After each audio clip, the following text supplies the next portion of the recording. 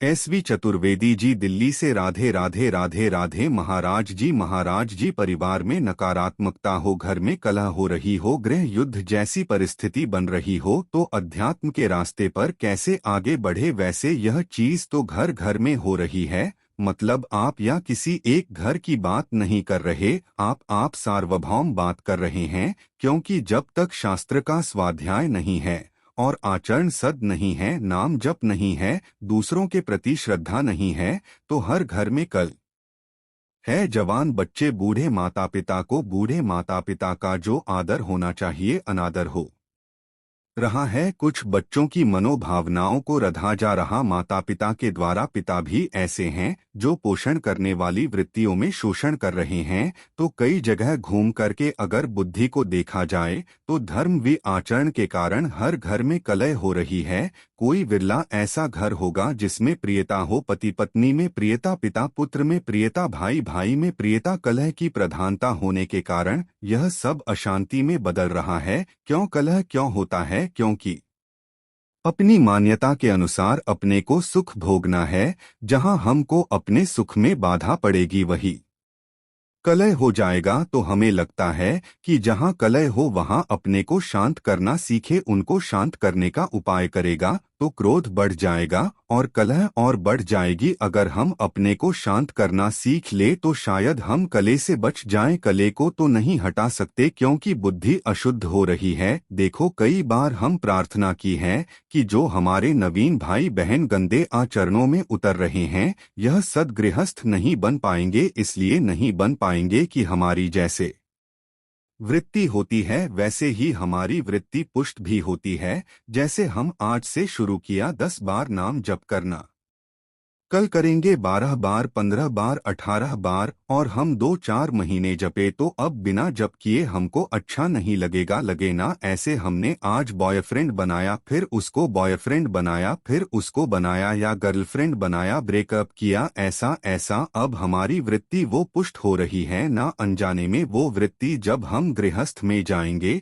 तो पुष्ट वृत्ति है। अब हमें चैन नहीं पड़ेगी। क्या वो गृहस्थ कल युक्त होगी या शांति युक्त? विचार करके देखिए, कल युक्त होगी ना। हाँ, अब हमारी मांगे बढ़ गई, हमारी वासनाएं बढ़ गई, हमारी प्रियता एक जगह रही नहीं तो कल तो होगा ही अशांति तो होगी। अब नए बच्चे हैं, उनको अर्थ चाहिए, पिता की इतनी सामर्थ्य नहीं है। फिर वो गलत मार्गों में उतर जाएंगे क्योंकि उनको नशा चाहिए, उनको व्यभिचार चाहिए, उनको यह दिखाना है कि हम तुमसे कम नहीं हैं, हम भी किसी। बस यह सब जो बाहरी मान्यताएं हैं, यह हर घर में कलह हो रही। हर घर में कोई वही बकाया है जो थोड़ा धर्म से चलता है, नाम जप करता है और संतों का सत्संग सुनता है, स्वाध्याय करता है, वही बच सकता है। नहीं हम हर घर का मतलब यहाँ भी हर घर में कल हो रही, यहाँ भी कल हो रही। मन घसीट रहा है भोगों की तरफ, इधर उधर उधर। कितनी अशांति पैदा की हुई जरा देखो आप। मान लो आप विवेकवानी है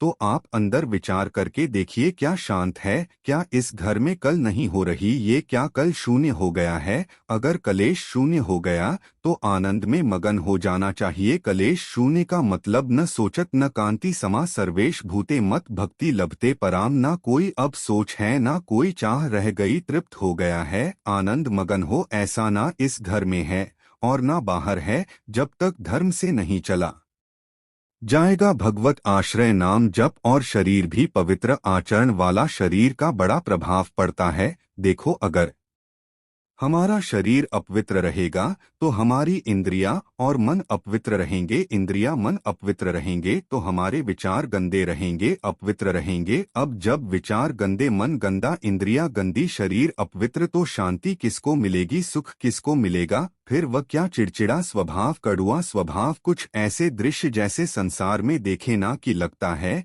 कि यह मनुष्य रूप में राक्षस है। ऐसा निर्णय होता है क्योंकि राक्षसी बुद्धि बढ़ गई है। अरे जैसे बूढ़ी माँ है, उसको जवान बच्चा पीट रहा है, यह राक्षस नहीं। अरे जिसके चरण धो के पीना चाहिए उस माँ ने गर्भ में धारण किया, उस माँ ने हमारी सोच फेंकी, हमको इतना सयाना किया, अब तो हमको उसकी सेवा करनी चाहिए। उसके थप्पड़ मार, यह राक्षसी बुद्धि बढ़ गई। पिता ने जीवन भर कमाकर अपने बब्बा को 2 बच्चे 4 बच्चे पढ़ा लिखा के बड़ा किया, सब संपत्ति दे दी, प्यार में वह पिता के ही विपरीत हो गए। ये बहुत तरह की ऐसी मनोवृत्ति है जो हमारे हृदय को जलाती हैं और बाहर। इसीलिए हम सबसे कहते हैं, प्रार्थना करते हैं कि अगर आप नाम जपना शुरू करें, अपने छोटे छोटे बच्चों को एक माला ही सही, 5 मिनट ही सही, राधा राधा नाम सुनावे, उनको अच्छे आचरण की शिक्षा दें तो आगे चलकर वह गृहस्थ बन जाएंगे। अब जिन बच्चों को शिक्षा नहीं दी जाती वही बच्चे उद्दंडता में फंस जाते हैं। अच्छा, माता पिता में जब जीवन में भजन नहीं किया तो अब शास्त्रों का ज्ञान नहीं कि हम उससे सह सके, अब वो जलते हैं, बेचारे अशांत हो जाते हैं।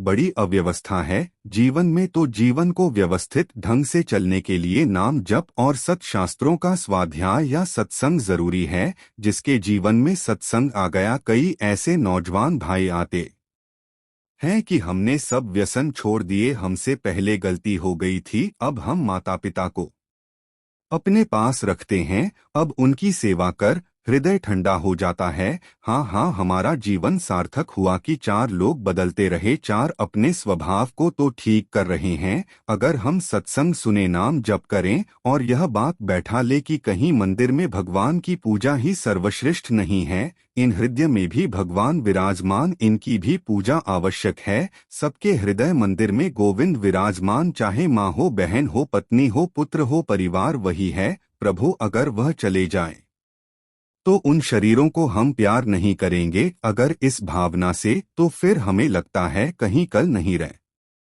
जाएगी, पर बड़ा मुश्किल है अब, क्योंकि बहुत गंदे आचरण बढ़ गए, बहुत गंदा नशा बढ़ गया है। बहुत बढ़ गया मतलब एक बार मन घबरा जाता है कि अभी ये हालत तो आगे क्या होगी। छोटे छोटे बच्चे, लाख प्रार्थना करो वो नशा करने लगे। जब नशा करते तो उनकी बुद्धि ठीक निर्णय नहीं कर पाएगी, जैसे हमने प्रार्थना की थी। अभी नया वर्ष का ये जो अंग्रेजी के दिनों में नया वर्ष मनाया जाता, अपना तो चैत्र में होता है, तो अंग्रेजी दिनों में अब नए नए बच्चे दंड करे, शराब परोड़ों में टहल रहे, यह कोई उत्सव है? हमने कहा, तो भाई उत्सव का मतलब है 102 लोग बैठो, नाम कीर्तन करो, सुंदर सुंदर पकवान बनाओ, भोग लगाओ और अपने पाओ, 4 लोगों को पवाओ। कोई भी उत्सव करो, हम कह रहे किसी भी बहाने से उत्सव करो, नाम जप करो, ठाकुर सेवा विराजमान है, भोग लगाओ, सबको पवाओ, तो तुम्हारा बुद्धि शुद्ध होगी, तुम्हारा जीवन शुद्ध। ये क्या है? राक्षसी पिए शराब, रोडों में आतंक मचाए घूम रहे हो, इधर उधर उद्दंडता। तो आज हमारी थोड़ा समाज जो है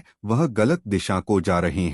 गलत दिशा यह, हम बाहरी लोगों का अनुकरण करने वाले भारतीय नहीं होते, हमारा अनुकरण करने वाले बाहरी लोग होते हैं। देश विदेश में हर जगह हमारे देश के ऋषि मुनियों का महत्व रहा है, यहाँ की उपासना का महत्व रहा है। हमें ऐसा लगता है कि स्वर्ग और नर्क से बढ़कर कहीं कोई और बात नहीं है। अगर मोक्ष है, परम पद है, कैवल्य पद है, तो भारत के ही ब्रह्मा ऋषियों के द्वारा शोध की हुई बात है। नहीं तो नर्क और स्वर्ग से बढ़कर कोई बात नहीं। जहाँ देखो तो नर्क की बात या स्वर्ग की बात, ऐसा कुछ लगता है। ज्यादा तो हम पढ़े नहीं अन्य धर्म ग्रंथों को, लेकिन बातचीत से लगता है सच्चिदानंद परम तत्व में मुक्त हो जाना या भगवत प्रेम तत्वबोध, यह बात यहीं की ऋषि की होगी। भारतीय कोई ऋषि अगर बाहर गया है तो भले मोक्ष की बात हो, योग की बात हो, अन्यथा स्वर्ग नर्क की बात रहे, तो हम भारतीय हैं।